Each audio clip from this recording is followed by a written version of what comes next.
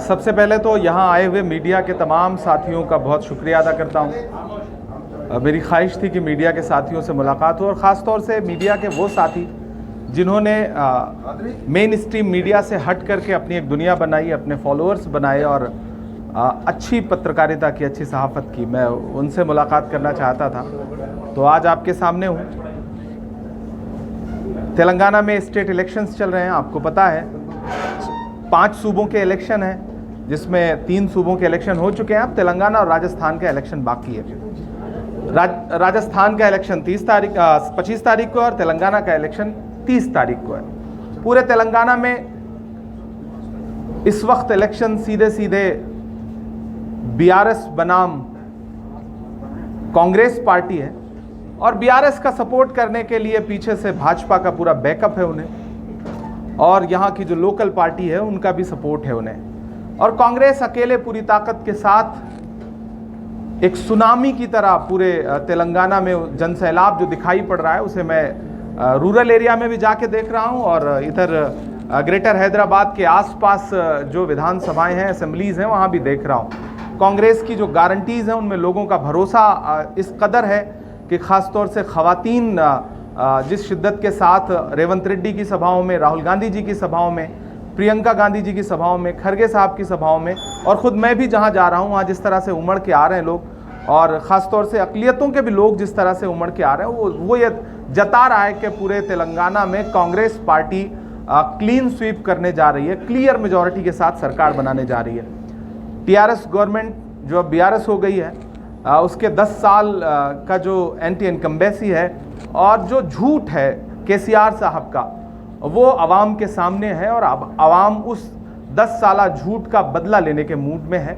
और मुझे पूरा यकीन है कि 30 तारीख को जब तेलंगाना की आवाम ईवीएम की कतारों में खड़ी होगी तो केसीआर साहब के जो तमाम झूठ हैं, 12% रिजर्वेशन का झूठ, शादी मुबारक का झूठ, डबल बेडरूम का झूठ, और साथ ही साथ मुल्क की सेकुलरिज्म को बचाने के लिए, तेलंगाना की सेकुलरिज्म को बचाने के लिए बीजेपी से अलग रहने का जो एक झूठ था उनका, उस झूठ के खिलाफ जाकर के वोट करेगी, मुझे पूरा यकीन है। अब मैं बहुत मुतमईन हूँ, चूँकि मैं पूरे तेलंगाना में लगातार आवाम के बीच में जा रहा हूँ, इसलिए पूरी मुतमईनी से ये कह सकता हूँ कि तेलंगाना में कांग्रेस पार्टी सरकार बनाने जा रही है। मेरे पास जो बात है मैं वो कह रहा हूँ। बाकी आपके सवाल जो हैं वो आए तो मुझे अच्छा लगेगा। मैं आपके तमाम मीडिया के साथियों के सवाल जो है वो आमंत्रित करता हूँ, आपके सवालों का इंतज़ार है। में क्लियर कट ये बात कही है कि वक्फ बोर्ड की प्रॉपर्टीज़ पे जो इंक्रोचमेंट हैं वो हमारी पहली प्रायोरिटी हैं। हमारे आबाओ अजदाद की जो ज़मीनें हैं, अगर उन ज़मीनों को हुकूमत सही से संजो ले तो शायद अक़लियतों के तमाम मसाइल, तमाम डेवलपमेंट के इश्यूज़ उन ज़मीनों से आने वाले रेंट से या उन ज़मीनों के क्या जो रेवेन्यू होगा उनसे जनरेट हो सकते हैं। इसलिए हुकूमत बहुत संजीदा है। हम वादा करते हैं हमारी सरकार बनेगी तो हम वक्फ बोर्ड को हर वो ताकत देंगे जो तेलंगाना में वक्फ बोर्ड की ज़मीनों को महफूज रख सके। ये एकदम क्लियर कट हमारा वादा है और ये वादा हमने लिखित में किया है। ये हमारा वादा केसीआर की तरह झूठा वादा नहीं है। केसीआर ने झूठे वायदे किए, लेकिन आज हालत यह है कि वक्फ बोर्ड की ज़मीनें तो छोड़िए, वक्फ बोर्ड के जो कागजात हैं वो कहां सील पैक होकर के रख दिए गए हैं कि अगर आज कोई मीडिया का साथी या कोई आरटीआई लगाने वाला या कोई एक्टिविस्ट अगर चाहे कि वक्फ बोर्ड की प्रॉपर्टीज के कागजात उसे मिल जाएं तो ये हुकूमत उसे कागजात तक देखे जाने की इजाजत नहीं दे रही। आप सारे लोग इस बात से वाकिफ हैं। तो हम आपको मुतमईन करते हैं कि सरकार बनते ही वक्फ बोर्ड की प्रॉपर्टीज के तहफ्फुज के लिए हम पूरी जिम्मेदारी से काम करेंगे और इसकी जवाबदेही मैं खुद इमरान प्रतापगढ़ी खुद ले रहा हूं एज ए माइनॉरिटी डिपार्टमेंट के नेशनल चेयरमैन की हैसियत से, as a member of parliament की हैसियत से। जी ये बताइए कि माइनॉरिटीज क्यों कांग्रेस को वोट दी? सवाल अच्छा है। क्यों बोले तो माजी में यही लोग जो आज लैंड ग्रैबर जो वक्फ प्रॉपर्टी का आगे उसका सपोर्ट तो कांग्रेस ही करी थी। सवाल बहुत अच्छा है कि कांग्रेस को क्यों वोट करें। मैं पलट के एक सवाल पूछता हूं कि टीआरएस को माइनॉरिटीज ने क्यों वोट किया। कुछ वायदे थे, कुछ दावे थे, कुछ कहा गया था केसीआर साहब की तरफ से। एक भी वायदा सच्चा साबित नहीं हुआ। कांग्रेस वायदा नहीं कर रही है, लिख करके दे रही है, डिक्लेरेशन कर रही है प्रॉपर। पहली बार ऐसा हो रहा है कि अलग अलग कम्युनिटीज के लिए हम लिख करके बाकायदा डिक्लेरेशन कर रहे हैं कि हमारी हुकूमत आते ही हम ये करेंगे। सबसे जरूरी बात, हमें इसलिए अक़लियत के लोग वोट करें कि हम उनसे ये कह रहे हैं कि हम माइनॉरिटीज के एजुकेशनल अपलिफ्टमेंट के लिए हम अलग से योजना लेकर के आ रहे हैं, अलग से स्कीम्स लेकर के आ रहे हैं। पीएचडी से लेकर के हाई स्कूल तक, इंटरमीडिएट तक बच्चों की पढ़ाई के लिए, एमफिल के लिए हम अलग से बच्चों को स्कॉलरशिप देंगे। पहली बात कि हम तालीम के लिए अलग से बजट रखेंगे, और सिर्फ बजट रखेंगे नहीं, उससे कोशिश करेंगे कि आवाम के बीच तक वो बजट पहुंचे भी।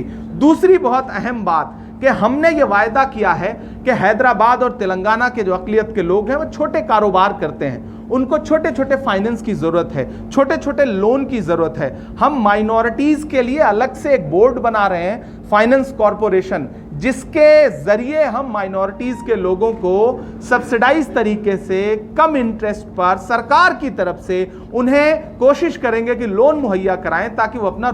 मैं अक्सर एक बात कहता हूं कि एक परिंदा होता है, वो रात में जब सोता है तो अपनी दोनों टांगें ऊपर कर लेता है। उसे लगता है कि जब आसमान गिरेगा तो मैं अपनी टांगों से उसे रोक लूंगा।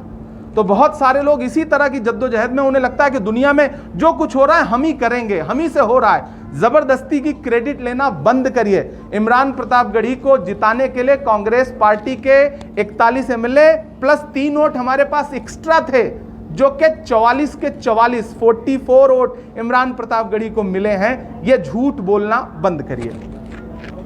क्या 2024 के इंतखाबात कांग्रेस स्वीप करेगी? बिल्कुल जी, और अगर ऐसा होता है तो बिल्कुल स्वीप करेगी। मैं तो तेलंगाना की आवाम से एक बात मुसलसल कह रहा हूं कि ये जो तेलंगाना का असेंबली इलेक्शन है, ये महज इलेक्शन नहीं है, ये 2024 का सेमीफाइनल है। तेलंगाना हमें असेंबली इलेक्शन जिता के दे, यहाँ हमारी हुकूमत बना के दे। हम यहाँ की आवाम से वादा करते हैं कि 2024 में दिल्ली में कांग्रेस पार्टी और इंडिया अलायंस सरकार बनाएगी, इसमें कोई दो राय नहीं है। पहली बात। दूसरी बात कि तेलंगाना को हम क्या देंगे, आपका सवाल यह है। तेलंगाना ही हमने दिया है।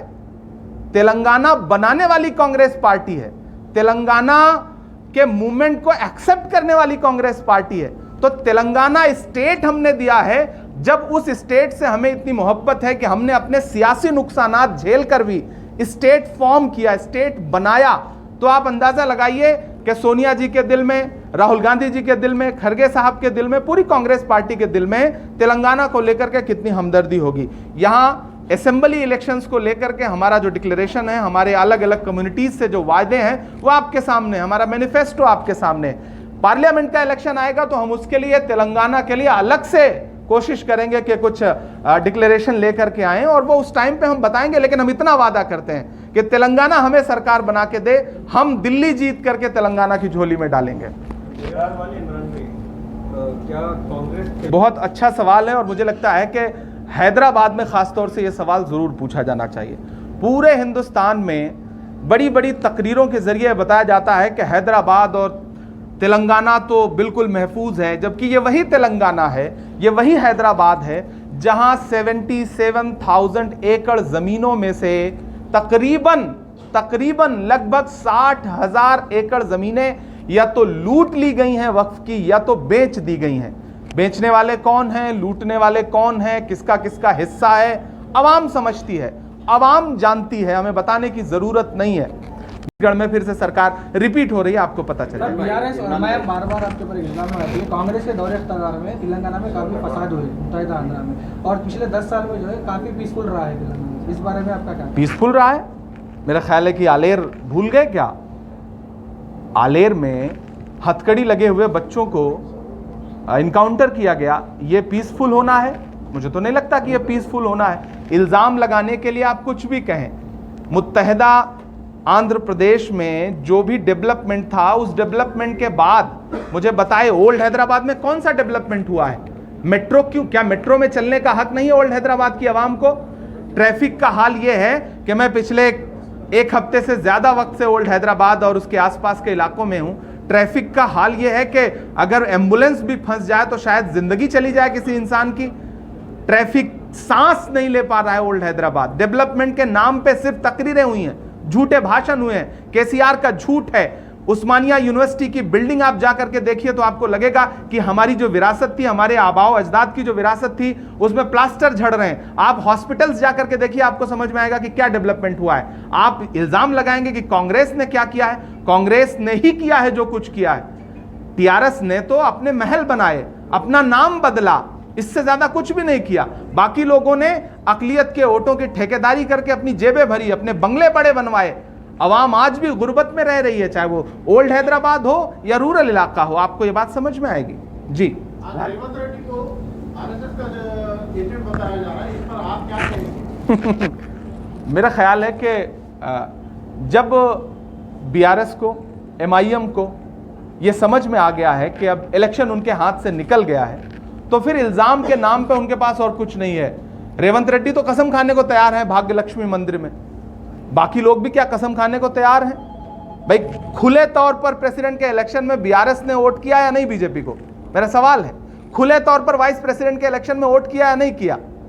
तो वोट करना, सपोर्ट करना, साथ देना। नरेंद्र मोदी तेलंगाना में खड़े होकर के कहते हैं कि अपने बेटे को सीएम बनाने के लिए केसीआर हमारे पास आए थे। केसीआर ने आज तक इसका जवाब दिया? नहीं दिया।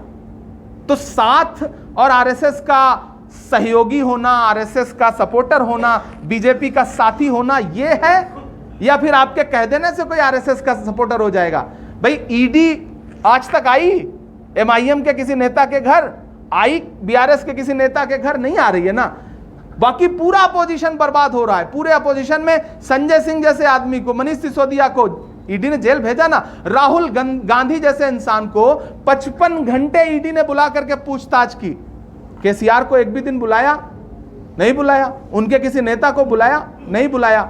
मैं तो अकलियत के साथियों से यह कहूंगा कि शुक्र मनाइए कि कांग्रेस ने इस बार मजबूती के साथ इलेक्शन में एक सुनामी खड़ी कर दी है, वरना ये केसीआर साहब और केटीआर साहब कभी आपकी चौखट पामाल करने की कोशिशें करने वालों के खिलाफ वोट करना चाहिए। सर अगर कांग्रेस को मुझे लगता है राजा सिंह तीसरी बार या दूसरी बार, तीसरी बार इलेक्शन लड़ रहा है। पिछले 2 बार भी उन्होंने नहीं लड़ाया। स्ट्रेटजी तब भी रही होगी, क्या हरा पाए? नहीं हरा पाए ना।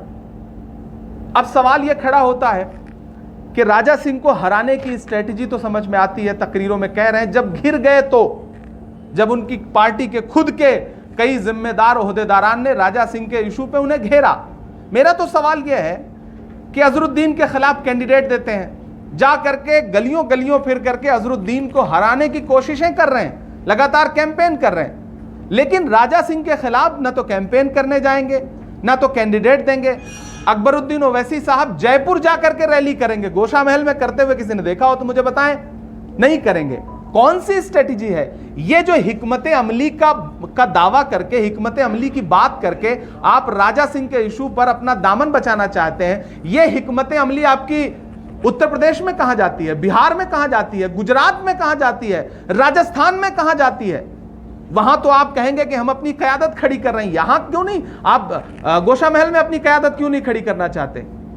ये सीधे सीधे, चूंकि इस बार मजलिस इत्तेहादुल मुस्लिमीन राजा सिंह के मसले पर घिर गई है। दारुस्सलाम जहां पर है, यानी कि मजलिस का हेडक्वार्टर जहां पर है, वहां का एमएलए भाजपा का है, तो फिर आप पूरे मुल्क में जा करके भाजपा को हराने का दावा कैसे करते हैं? घिरे हुए हैं, इसलिए कह रहे हैं कि हिकमत अमली है, स्ट्रेटजी है। ये पूरी तरह से झूठ है जी।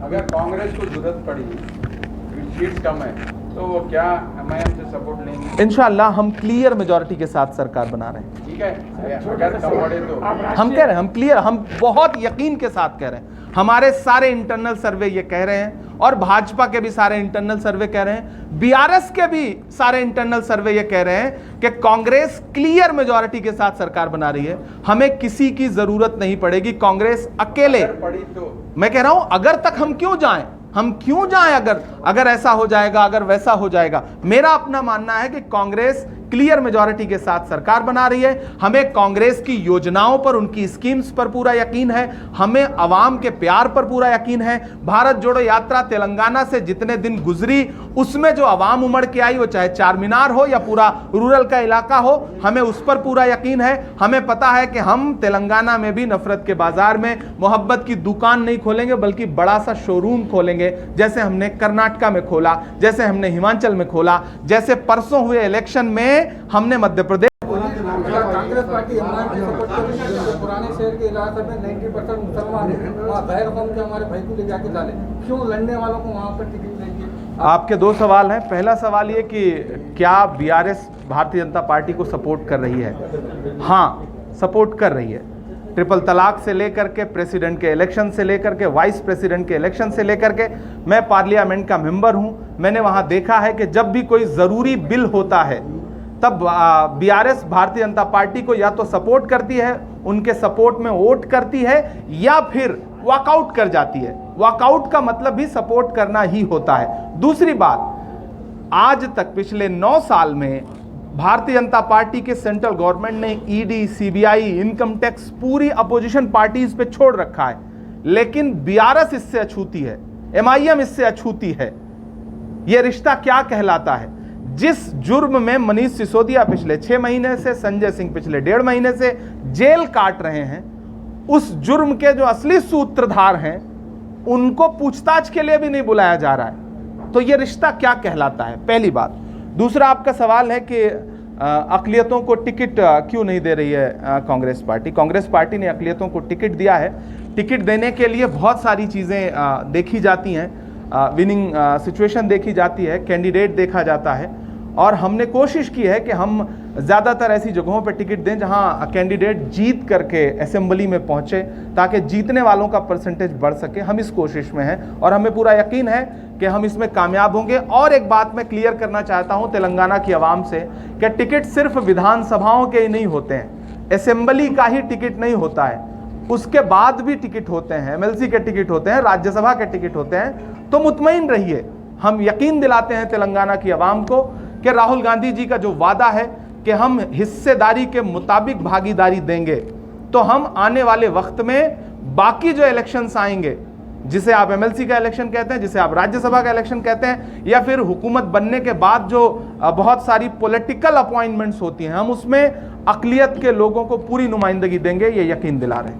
पिछले राज्यसभा इलेक्शन में एमआईएम ने आपको सपोर्ट किया था, उनके 2 वोटों से आपने सीट हासिल की, फिर आप दोनों के बीच में एक क्लैशेस क्यों है? बहुत अच्छा सवाल पूछा है। मैंने आज तक इस सवाल पे कभी जवाब नहीं दिया। आज चूंकि मैं हैदराबाद में बैठा हूं तो मैं इसका जवाब दे रहा हूं। महाराष्ट्र के राज्यसभा के इलेक्शन में कांग्रेस पार्टी ने मुझे कैंडिडेट बनाया। आपको बता दूं कि महाराष्ट्र में राज्यसभा का इलेक्शन जीतने के लिए 41 वोटों की जरूरत थी, 41 एमएलएज की जरूरत थी। कांग्रेस पार्टी के पास वहां 44 एमएलएज ऑलरेडी हैं। इमरान प्रतापगढ़ी को 44 वोट अपनी पार्टी के पूरे मिले, जबकि मुझे जरूरत थी 41 वोट की, लेकिन मुझे 44 वोट मिले हैं, मेरी ही पार्टी के 44 के 44 वोट। अब पलट करके आप उनसे पूछिए जो ये दावा करते हैं कि हमने इमरान प्रतापगढ़ी को वोट दिया, उनसे पूछिए कि आपने इमरान प्रतापगढ़ी का नाम लेकर के शिवसेना को वोट दिया या बीजेपी को वोट दिया। सब के दामन फैला करके वोट मांग रहे हैं, और हालत यह हो गई है कि दावे कर रहे हैं कि हजरत उमर फारूक रज़ियल्लाहु अन्हु के बाद अगर कोई इंसाफ पसंद नेता आया है तो केसीआर आए। ये दावे कर रहे हैं कि हम आपके लिए अल्लाह से लड़ जाएंगे। केटीआर ये बात कह रहे हैं। मुझे लगता है कि तेलंगाना की आवाम को एक बार ये सोचना चाहिए कि आपने किन लोगों के हाथ में हुकूमत दे रखी है जो इस तरह की बातें करते हैं, इस तरह गुरूर की बातें करते हैं। ये गुरूर भी है और आवाम के यकीन से खिलवाड़ भी है। मुझे पूरा यकीन है कि तेलंगाना की आवाम इन तमाम मगरूरियत भरे बयानों का बदला जरूर लेगी 30 नवंबर को। कांग्रेस को राष्ट्रीय चैनल पे एतमाद नहीं रहा, सोशल मीडिया प्लेटफॉर्म पे नहीं, बिल्कुल हमें देखिए, एतमाद होना अलग बात है और पहचान लेना अलग बात है। हमने नेशनल प्लेटफॉर्म के जो मीडिया चैनल्स हैं उनमें जो एजेंडा चलाने वाले एंकर बैठे हुए हैं, हमने उनको पहचान लिया कि किसका एजेंडा क्या है। हमने इसलिए उन्हें बॉयकॉट किया, लेकिन हमने चैनलों को बॉयकॉट नहीं किया। हमने एजेंडा चलाने वाले एंकरों को बॉयकॉट किया, पत्रकारों को नहीं। मैं उनको पत्रकार नहीं मानता, पत्रकार और एंकर में बहुत फर्क होता है। तो हमें देखिए, ये इंस्टीट्यूशन हमने बनाए हैं, मीडिया, जुडिशरी, बाकी जो एजेंसीज हैं, ये किसने बनाया? कांग्रेस पार्टी ने बनाया। हम उन इंस्टीट्यूशन को बचाना चाहते हैं, हम इसलिए उन्हें सुधारना चाहते हैं, इसलिए ये कवायद कर रहे हैं। बाकी मैं सोशल मीडिया के जो साथी हैं उनका शुक्रिया अदा करूंगा कि आप लोग अच्छी पत्रकारिता कर रहे हैं और हुकूमतों के दबाव में नहीं है, बचे हुए हैं। कांग्रेस ने अकलियतों को क्या दिया है और अकलियतों के साथ नाइंसाफी की है। मैं अक्सर एक बात कहता हूं, वो कांग्रेस पार्टी है जिसने डॉक्टर जाकिर हुसैन को इस देश का राष्ट्रपति बनाया। वो कांग्रेस पार्टी है जिसने फखरुद्दीन अली अहमद साहब को इस देश का राष्ट्रपति बनाया। वो कांग्रेस पार्टी है जिसने ज्ञानी जैल सिंह साहब को इस देश का राष्ट्रपति बनाया। अकलियत में सिर्फ मुसलमान नहीं आता, सिख, ईसाई, पारसी, बौद्ध, जैन सब आते हैं। वो कांग्रेस पार्टी है जिसने मौलाना आजाद को इस देश का पहला एजुकेशन मिनिस्टर बनाया। वो कांग्रेस पार्टी ही है जिसने रफी अहमद किदवई को इस देश का एग्रीकल्चर मिनिस्टर बनाया, सैयदा अनारा तैमूर को असम का मुख्यमंत्री बनाया, बरकतुल्लाह साहब को राजस्थान का मुख्यमंत्री बनाया, अब्दुल गफूर साहब को बिहार का मुख्यमंत्री बनाया। वो कांग्रेस पार्टी है जिसने अब्दुल रहमान अंतुले को महाराष्ट्र का मुख्यमंत्री बनाया, गुलाम नबी आजाद साहब को कश्मीर का मुख्यमंत्री बनाया। वो कांग्रेस पार्टी ही है जिसने सलमान खुर्शीद को सेंट्रल मिनिस्टर बनाया। वो कांग्रेस पार्टी है जिसने, जब लोग आपकी परछाई से दामन बचा रहे थे, तब इमरान प्रतापगढ़ी को 34 साल की उम्र में देश की सबसे बड़ी पार्लियामेंट में, यानी कि अपर हाउस में, राज्यसभा में बिठाया, महाराष्ट्र जैसे स्टेट से। तो यह कहना कि कांग्रेस पार्टी नाइंसाफी करती है, मैं इससे इत्तेफाक नहीं रखता हूं। इस देश में आरएसएस की आइडियोलॉजी के खिलाफ अगर ईमानदारी से कोई एक नेता लड़ रहा है, उस नेता का नाम राहुल गांधी है, और वो पुरजोर तरीके से लड़ रहा है। वो तकरीरें नहीं कर रहा है, वो ग्राउंड पे उतर रहा है नफरत कम करने के लिए, अपने पैर के छालों की परवाह किए बगैर पूरा मुल्क नाप रहा है। ये है उसकी कोशिश। मैं यकीन दिलाता हूं कोई नाइंसाफी नहीं होगी, नाइंसाफी होगी तो हम सब लड़ेंगे। झूठ मूठ के नहीं कर रहे हैं हम, आवाम का जो यकीन हमारी तरफ आया है। मैं रैलियों में जा रहा हूं, आप भी सोशल मीडिया के साथी हैं, आप देखें कि किस तरह से आवाम उमड़ के आ रही है हमारी रैलियों में। इसी बात से तो अंदाजा लगाया जाता है। तो हम ये जानते हैं कि आवाम का यकीन हम पे बहाल हो रहा है। जिस दिन हमारी सरकार बनती है, ये जो भी मामले हैं, वक्फ बोर्ड का इंक्रोचमेंट, आलेर का एनकाउंटर, और भी बहुत सारे मसाइल हैं जिनको हम यहां कहेंगे नहीं, लेकिन हमारी कोशिश रहेगी कि हमारी हुकूमत बने तो हम उन तमाम मामलों में इंसाफ जरूर दिलाएं। किसी भी हुकूमत का पहला मिशन होना चाहिए कि मजलूमों को इंसाफ जरूर मिले। सुनते ही आज आपको कहीं कुछ सुनाई पड़ रहा है, कोई नफरत की बात सुनाई पड़ रही है। एक वक्त था जब भाजपा की सरकार थी तो तरबूज तक बेचने के लिए वेंडरों के ठेले पलट दिए जाते थे।